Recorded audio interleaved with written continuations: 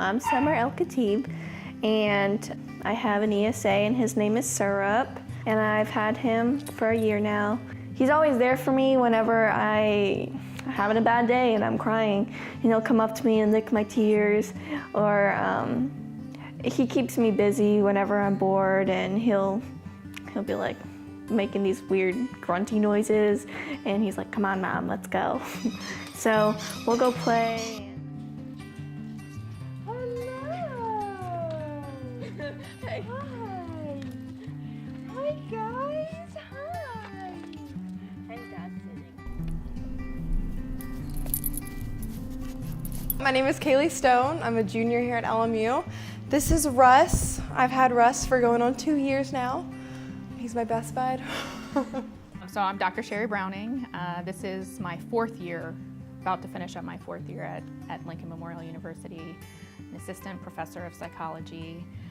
A non-traditional kind of psychologist. I very much am interested in animal behavior. I consider myself to be a comparative psychologist.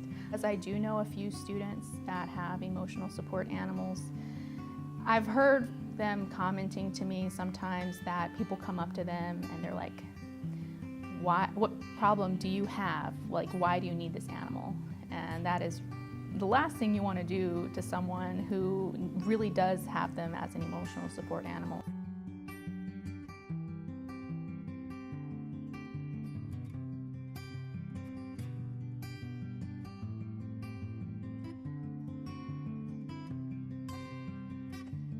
And the reason why I have him is when I was 17, I was sexually assaulted by 2 guys, and from that moment on, my life's been kind of crazy.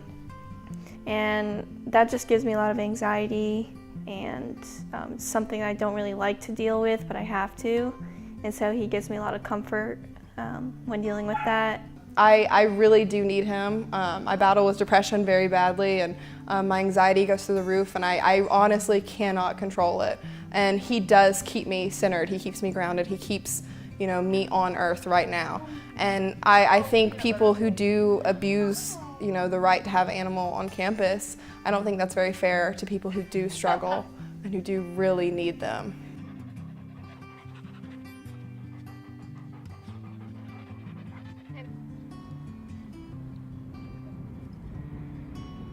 Well, it's interesting. There's such thing as a human-animal bond, and anyone that has ever had a pet, whether it was a hamster, a boa constrictor, a parakeet, peacock, whatever, they have formed some kind of bond with it.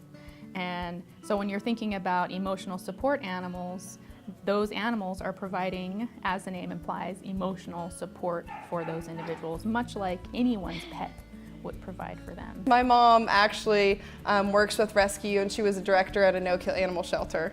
So my whole life has been revolved around animals and how just how they impact humans and making that human connection, emotionally. And so I've kind of been blessed to have parents who were encouraging me to get a dog and doing it the right way, and wanted me to get an ESA while I've been on campus. Whether you're looking at individuals with pets or individuals that have an emotional support animal, there seems to be a positive benefit of having those animals there. For our campus to be like ESA only, there's a lot of people that have them, and it makes sense because people with animals, like, their behavior drastically changes. Like, there's studies that show it too, and when there's something that you have to put your mind on besides just yourself, it sometimes helps you like calm your nerves.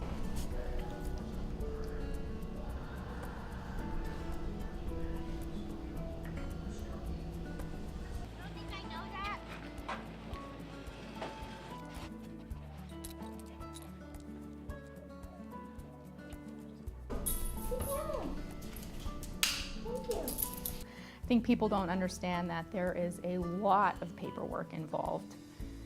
You have to go through the Office of Accessible Education. You have to show that you have a particular diagnosis, which would allow you to have this emotional support animal. And so really, I just hope that more students, as we see more emotional support animals and pets in general on campus, that you are cognizant of the fact that If they have an emotional support animal, that is their own business. And if they want to share why their animal is helping them, then that's their prerogative. The process of getting an ESA is really difficult, and to go through the ESA process, you have to fill out a paper that is like a roommate agreement, and then you have to provide all his vet paperwork, and you have to provide just like a bunch of signatures saying, like, you know, all the rules, and you have to have a paper from a therapist or psychologist saying that, like, you're prescribed an ESA, and then you submit it all into one person. They review the paperwork, and then they decide if it's approved or not. For me, to get my paperwork done, it took me like 2 days, but for that person to review everything, it took him like a month. Everything took me, give or take, a month. I actually was searching for an ESA. I had been recommended by my therapist to go ahead and start searching. I had been checking shelters and rescues, and the next day I found him in a storm drain while they were building the dorms. I really had to kind of fight for him to have him, which is a strange process considering it's a delicate subject because it's an emotional support animal, but he's been the biggest blessing of my life.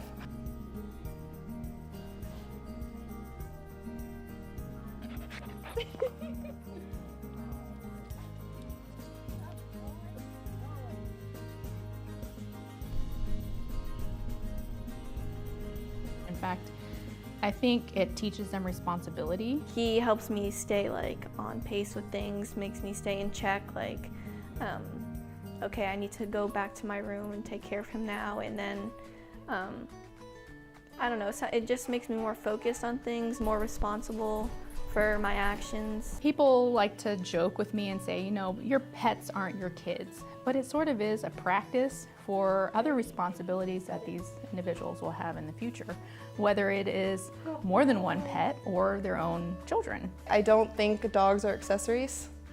They're kind of like a kid, even though they're not your own child, but like, you have to make that time to feed them, to walk them, to give them love, to exercise with them. Be able to have time for your dog as well. Don't make your class schedule you're gone 8 hours a day, or you know, you feed him random times of the day just because your class schedule is so crazy. I think it's really just a matter of routine and organization. This is a life commitment, or at least for their whole life, and you're the only person that they truly can count on, and they count on you for everything. If you're going to have an emotional support animal or a pet at all, you need to make sure you can take care of it. And if it is there to provide you emotional support, well, it's a two-way street, so you've got to provide it with emotional support, care, attention as well. And it's a really big commitment, and financially too. A dog is a life. You know, you need to be able to commit at least 15 years. It is a financial, you know, it can be financially straining. So you have to have a plan, you have to have a job. There's so much power. Come here, Rice.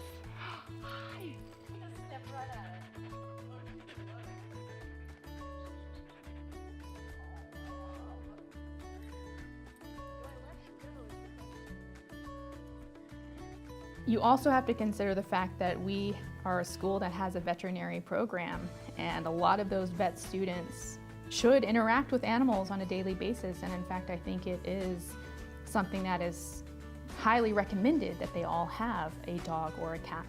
Considering we have a large pre-vet program with a animal shelter on campus, he's kind of the main reason why I switched from pre-med to pre-vet. I love the vet program here, and I love the vet tech people, and I would take him to any vet here in a heartbeat.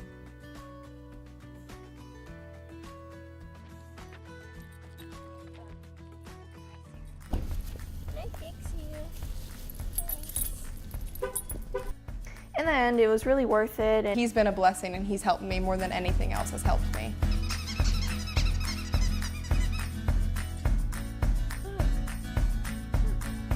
he's so